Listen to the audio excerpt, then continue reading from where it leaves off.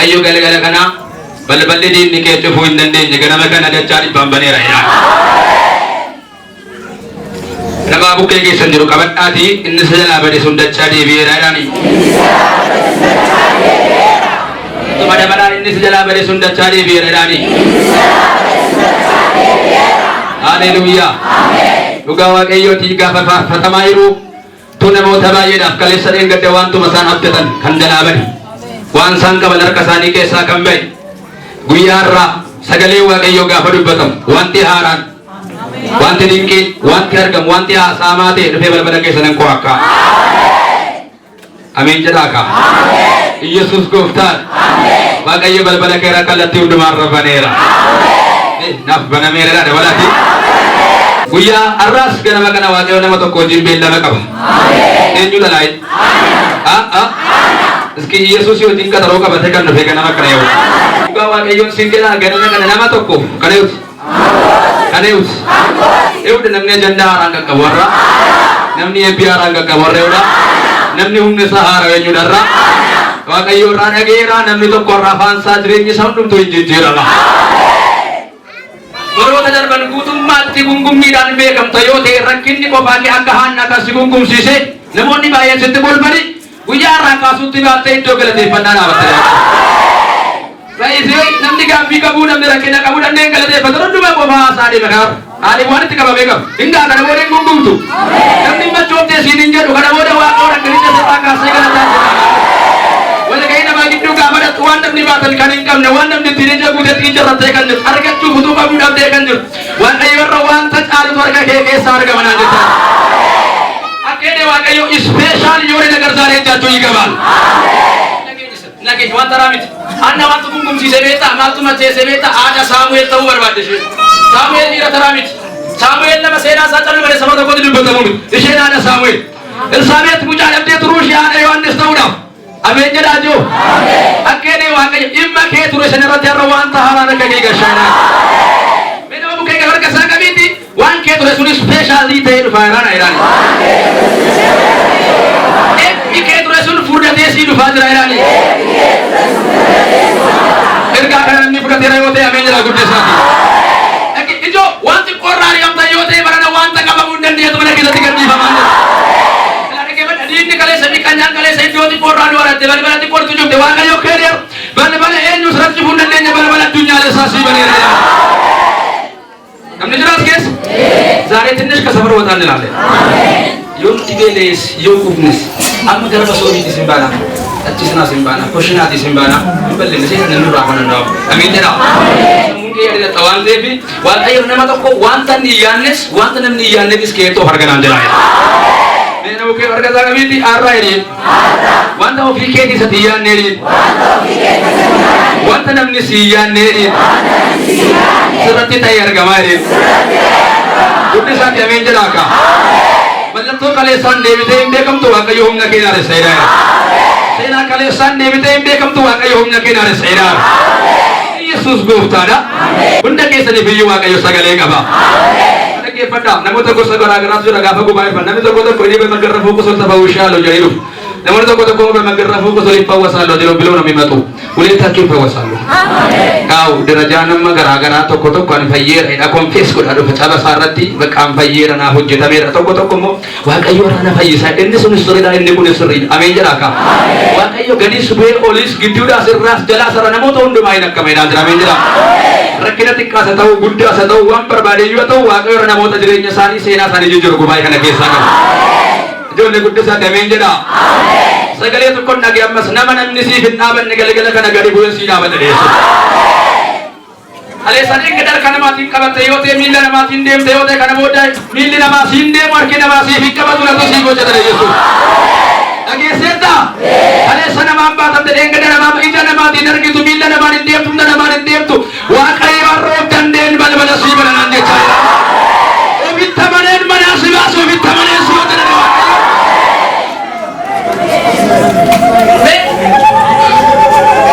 Namun wakai ob dan den aku tidak tahu lagi soal sana kesana. Ah, cerita kes. Arra akamiti akasita yoin be na yuasi ter kita.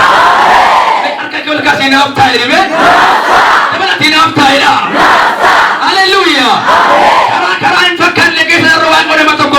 sunandre. Okay. Barana waaqayyo wanta miqannaa kee dudda kutu mana keetti hojjetaa jira. Kita sikire miqannaa lafa dhaanaa deemaa bokkuun kee hojjetaa jira. Nageenya akkasiin jedhe waaqayyo tos manaa si baase waan ta'eef sagalee qabde waan ta'eef har'aatii kaasee karaa iyyaanneetu baraasiite argama. Akkeenee waaqayyo fira miti bileensa si erga ilaalamee jira. Waaqayyo namaa ka'u aggootiin hin barbaachisu akkeestaan hin barbaachisu obboleessa bobbii jedhaan hin barbaachisu waaqatu naa bu'aatu barbaachisaa yaamee jira. Akkeenee namoota baay'ee irraa obbolaan koo haadha koo ittinaa koo dafeedhe waaqa koo yaani mana keessaa gadi godhama. Dhagaa jirtu eegabe nama simu gargaasa qabiti lafa nan salphadhe jettatti waaqayyo ulfina sirratti mul'isaa waliin jedha. Egaa dubbiin ganama kanaa baay'ee cimaadha. Ani eenyu akka ta'e beeku waaqayyo nama kana koo ganama kana seenaa isaan jijjiira, poosishinii isaan jijjiira, dimensionii isaan jijjiira naan jedhe waaqayyo. Namoota waaqayyo ganama kana jedhame ajandaa haaraadhaan gara koo dhufeera jedha. Inamattaa waan sitti dhiphate keessa sagaleen ergameera har'a hin baataa jedhaan jira. Namoonni abdiin keessa nyaatamee dhume namoonni kana booda hin danda'otan firdiin koo dhokkateera kakuun koos karaa tafeera kan jettan ergaan isinii qaba waaqayyo keenya ganamni kun ganama keessan isa xumuraa ta'eera jira. Ganama kana waaqayyo waa'ee keessaniif waaqarraa ka'eeraa jechaa jira. Waaqayyo naaf ka'eera jedhame. Sagalee waaqayyo keessa iddoo tokko ariifadhe ergan dubbise yeroo koo duukaa deemuuf ariifadhe ergan dubbise nan dubbadhaa ergasii booddee waan na dubbachiisan dubbadha. Yesus gooftaadha. Akkanidha. Isaayyaas boqonnaa raajii Isaayyaas boqonnaa 40 gubbaattan dubbisa. Kan jiru dubbisa.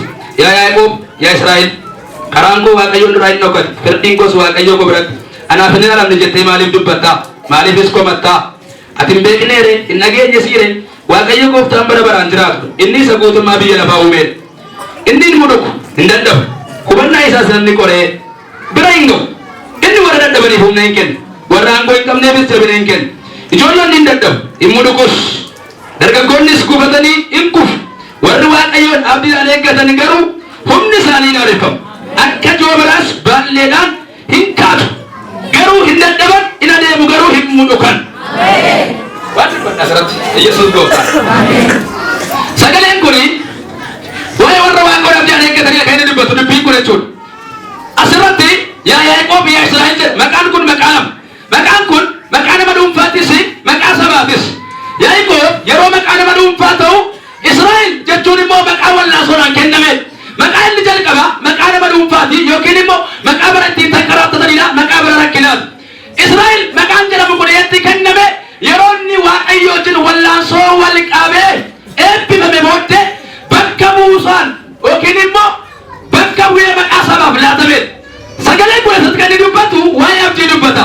Firdiin koo waaqayyoon duratti ni ilaalama. Anaafis hin baramne jettee maaliif komattaa? Maaliif dhiphattaa? Ati hin beekture waaqayyo isa guutummaa biyya lafaa uumeedha. Ameen hin jettaniire? Maaliif dhiphittaati? Inni isa guutummaa biyya lafaa uumeedha. Beekumsa isaa namni qoree bira ga'uu hin danda'u. Ijoolleen hin dadhabu. Dargaggoonnis hin mudhuku. Garuu warri waaqayyoon abdiidhaan eeggatan hin dadhaban akka joobiraas baalleedhaan ol kaatu. Maal dubbachuun barbaade beektu waa'ee warra waaqayyoon eeggatanii dubbatu. Namoonni tokko kennu namoonni shawwadamanii jechuudha. Ituun waaqayyoon eeggadhu humna koonfite. Ituun waaqayyoon eeggadhu abdiin dhabe. Ituun waaqayyoon eeggadhu harka duwwaan ta'e. Namoonni akkasii waaqayyoon eeggachaa jiran mallattoon nama waaqayyoon eeggatu macaafa qulqulluu irraa humna isaaniitu haaraa'edha. Namni waaqa eeggatu abdiin dhabu. Namni waaqa eeggatu humna hin tumu. Namni waaqa eeggatu abdiin isaa duwwaa hin ta'u. Dhageessaniittu Yesuus gooftaan. Mallattoon nama waaqayyoon eeggatu maaliin beekama yonnaa jettanii humna isaatu haaraa'eef humna isaatu dabala. Namoonni tokko waaqayyoon eeggadhaa jiran eeggachaa jiran maaliif mallattoon waaqayyoon eeggachuu kan sirraa beekamu waaqeffannaan kee hin bal'ata. Amantiin kee hin dabala. Waaqeffannaan kee kadhatii kee hin dabala. Rileeshiniitti waaqayyoon duukaa qabdu bal'achaa deema. Haala keessaa ol kaa'eef maaliif abdiin kee waaqayyoorra waan ta'eef yeroo hundumaa ati haala gararraa taa'aniif waaqayyo gubaa'ee kana keessaa namoonni har'a haala gararraa ta'an jiru naan jechaa jira. Mee namni waaqayyoon eeggachaa jiru jira? Gara keessan na agarsiisa. Yesuus gooftaan. Namni waaqayyoon eeggachaa jiru jira? Dhugaa waaqayyoo waaqa jiraatan humna keetu haara. Namni waaqayyoon eeggatu humna isaatu haara. Warri waaqayyoon eeggatan amantii isaanii hin dabalu. Warri waaqayyoon eeggatan haala kamiin gararraa ta'u. Warri waaqayyoon eeggatan dibata isaanii hin dabalu. Warri waaqayyoon eeggatan haala kamiin gararraa ta'anii argamu. Kanaaf Yeroo ma dubbii dubbadhu lallabinu lallabnu isa Iyyoob jedhe osoo taane isa Waaqayyo Iyyoobiin jedhedha. Ameen jedhaaka. Iyyoobiin jirtaa yoo ta'e injittoota lallaba osoo taane wanta Waaqayyo Iyyoobiin barsiise lallaba. Yesuus gooftaan. Matsaafan Baaqoom gara matsaafan Baaqoom annee barraachichan Baaqoom. Matsaafni Baaqoom boqonnaa sadii qaba. Matsaafni kunii boqonnaa sadii poointii gurguddaa garaa isaa baay'ee tura. Yesuus gooftaan. Akka Baaqoom boqonnaa tokkoffaa irratti Waaqayyoodha gaafa hamoonni qajeelota akka barbaadan ciqaleeffatan gaafa dhugaan dhokatu gaafa murtii dhaqaaniif jalloonni akka barbaadan gaafa ta'an qajeelonni gaafa miidhaman atis anjetteetta murtii dhaqaasu dhibameera jedhan Baaqoom boqonnaa tokkoffaa irratti Baaqoom yerootti baay'ee Waaqayyootiin akka namatti takaraakkarudha. Maaliif wantu jalaa bubbule kakuun jalaa bubbule wanti Waaqayyootiin jedheef wanti Baaqoom keessa dhufa allaa ta'ee jira. Arra baay'een keessan Waaqayyoorraa waan dhageessaniif abdii isin qabdaniif sagalee isin qabdaniif jireenyi isin keessa jiraatan faallaa ta'e wanti duraaf waan baay'ee gungumuu dandeessu boqonnaa satan irratti garuu waan tokkotu isiniif hubatama. Ameen jedhaaka. Kaleessa hin gungumte yoo ta'e waliin jedhaa bira keessa gabaate. Amma jedhin deebitee hin gungumtu jedhin boqonnaa tokkoffaa keessaa hin baataa jedhin. Namichi gurraatiin kuni Waaqayyoorraa waan dhaga'e kan biraan qajeelonni garuu miidhameeru murtii dhaqaa dhibamaa jira namni qajeelaan rakkataa jira dhugaan dhokataa jira kanaaf akkana jedhe atis callisteetta murtoon dhokateera dhugaan baneera hamoonni akka barbaadan ta'aa jiru jedhe boqonnaa lammaffaatti garuu akka itti hin fufne boqonnaa lammaffaatti ijaan Baaqoom hin baname egaa yoo turte lakkaan dhuftate iddoo tina dhaabde dhaabadheen si eega jedhe akka kaleessaa hin gungumu kaleessa iddoon dhaabadhe dhubatinan ture kaleessa akkatti si eeggatan hin beekun ture gungumaan ture lakkaa iddoo dhaabatanii si eegantu qaba ani koobii tina dhaabde dhaabadheen si eega yoo turte iyyuu hin dhufta dubbiin kee soba miti baay'een keessan gungumaa kan jettanarra Waaqayyo boqonnaa gungummii keessaa isin hambaasa jedhaa mee guddisaa dameen jedhaaka Waaqayyo dhaame har'a boqonnaa gungummii keessaa na baasa jedhaa dabalatti har'a boqonnaa gungummii keessaa na baasa jedhaa ammas dhugaa Waaqayyo amma raajii marra jira Professor preaching kita, wanti nuti jedhaa Yesuus gooftaan. Amma boqonnaa tokkoffaatti wanti naasa'u keessiidha. Hin gatamneedha. Hin irraanfatamneedha. Wanti Baaqoom irra rakkisu waa'ee jallootaadha. Jalloota akka barbaadata qajeelotatu dhokate. Boqonnaa lammaffaatti garuu wanti Baaqoomiif har'a maqaa Yesuusiin siifanii godhaa jiran. Akkana namni obbobbokasiu nama qajeelaa miti. Waaqayyo warra obbobbokosan lafatti kan dabala. Namni qajeelaan garuu amantii isaatiin hin jiraata. Dhagaa'eetta akkana Waaqayyo mind shiftii ta'a. Dhagaa'eertu gungummii kaleessaa dhiibtee arwaatu siif hawaasitti argama haasaa kee jijjiirama. Nama bukkee jedhu qabiitii boqonnaa gungummii keessaa hin baataa jedhu. Wanta keetti bu'aa jirtu na keessaa hin baataa jedhu. Namni dhagee jira ergaan harkaa fudhu maqaa Yesuus Kiristoosiin boqonnaa boo'ichaa keessa boqonnaa gungummii keessa boqonnaa gaaffii keessa sagaleen si baasu har'a sii dhufeera jechaadha.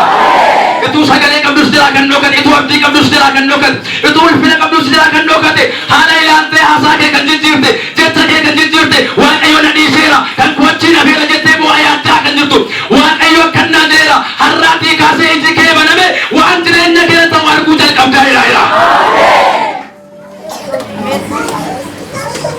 Ameen. Waan jirra jira. Beekotaa jiru Waaqayyo eeggatu dhaame bas. Humni koo nyaatamuudha. Humni koo hin dabaledha. Namni qajeelaan garuu amantii isaatiin jira. Baay'ee dhaggeeffadha. Namoonni baay'een amantii akka isaanitti beekanii amantiin mafafaakariyaa miti. Amantiin mooyyaa miti. Amantiin biqaatii nama miti. Amantiin qaama Waaqayyoon mul'isuun yookiin immoo amantiin dandeettii humna Waaqayyoo agarsiisuun. Amantiin ija Waaqayyoo jechuudha. Amantiin yaada Waaqayyoo jechuudha. Amantiin poteenshaalii Waaqayyoo si keessaa mul'atu jechuudha. Amantiin akkamitti nama keessatti mul'ata yoo jettanii amantiin dhaga'uurraa dhaggeeffachuun immoo sagalee Waaqayyoorraa. Waaqayyootiin yoo ta'e bulta yoo ta'e sagalee Waaqayyoo si keetti humna godhachaa deema. Amantiin si marraa malee amantiin marraatu. Amantiin si geggeessa malee amantiin geggeessu. Ati dhiira gabreetu keessa keetti amantiin hin dhiineedha. Ati dhumeera yeroo itti amantiin keessa keetti hin dhumneedha. Maaliif sagalee Waaqaa si keetti guddateera. Amantiin immoo kama sodaachaa inni tokko tokko bakka haminaa akkasuma amantii. Amantii jechuun nama si keetti guddatu jira. Innis immoo eenyummaa Waaqayyoo keessa keetti qaama yaasutu jira. Dandeettii Waaqayyoo keessa keetti guddachaa deemutu jira. Waaqayyo akkana jira namoota baay'ee keessaa humna amantiin dabalanaa jechaa jira. Ergeessa ol kaasaa abdii keessa. Yesuus gooftaan har'aatii kaasee dhaame. Har'aatii kaasee dhaa. Abdii koo keessa amantiin waan jiruuf jedha. Amantii kootiin jalloota caaleen argameedha.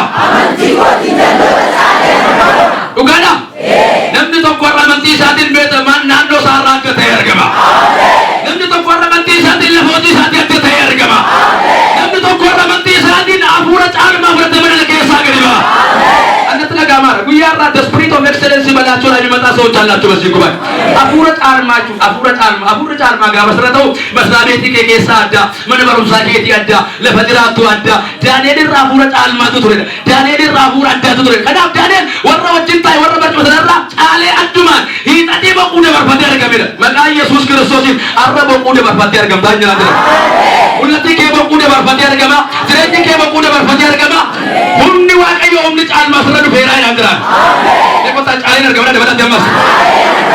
Bukan nama para tiga orang bapak gunggung ni timbung ni. Itu kenapa nama desi? Abdi itu kah? Amin jenaka. Abdi lah nama tadi kah? Kamu lah nama tadi kah? Karena namni amangga bagai tiayu, namni kajilan mu amanti sati jerate. Banyak kan tadi bukan nasa depan tu. Bukan nasa depan bukan nada dibur. Bukan nada yokin mu dupi nampak mu dupate. Bukan nasa depan bukan nada bayar jauh si sana. Ati sama ke Yesus kadang butai. Amin. Haleluya. Amma nabi cukuri sakale sasa yang ganda ke sabe waqit maka Yesus Kristus dubisi ibadah bade tungungum nan nabe jete ngungum firjin do kate jete ngungum darat kate jete ngungum gama dubisi galademu wa ayuna kesisa wa ayuna barsa milli ko gararana abataita milli ko ole badila de to guddi sate menjelaka haleluya bokona sade farat amba ko bakken oji to jete sadaka honne ke gudda sodate honne ko tuna hollate la fe ko tuna hollate holla turrangan ke aso ndebe kale sade ngatta amba ko min wantu sodate su sodana Wahai warajal yotat arragarul finawa kayotu amba qomin sodatu sodal kabe glory tadagam ege peta Yesus gotar abdi ke satu punya nyuma ko berarti udisa ido tidak batati wa kayo ngabe gani nyuma presence nu wa kayo jirenya nama bita mana nama bita hojira nama bita waru nama bita gana gani batu sare ngade sodatu sontare Masodata ulfina wa kayo sodata sitadaga ma shock sigod erga shock sigod e shake sigod amin jadaka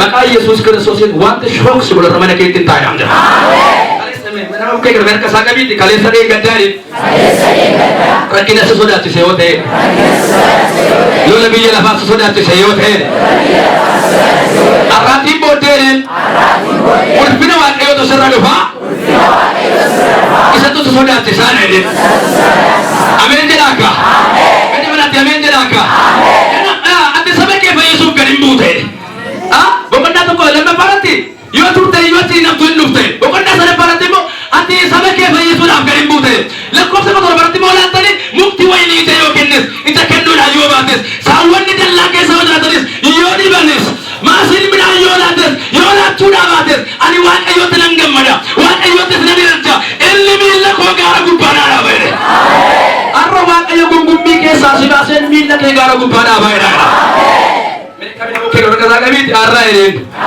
milli kerin itu sanati baik gara rada batai Dapat nanti gara rada batai nama milli ke itu sanati baik gara rada batai amma mbako mbako nasa parati abdi dua kayo raka windabal minandi yojrate yodibes solon ni goron toke sa yojratan yodibes Yesus bapa amin jera meski namne ko paina jusar ke sana agar sis namne ragungummi ke sanam baru jera namne rayado ko naram pada jero jera Yesus gopta namne wa kayo ne ke chanjero jera ugawa kayo wa kajrata rahum na ke tuhara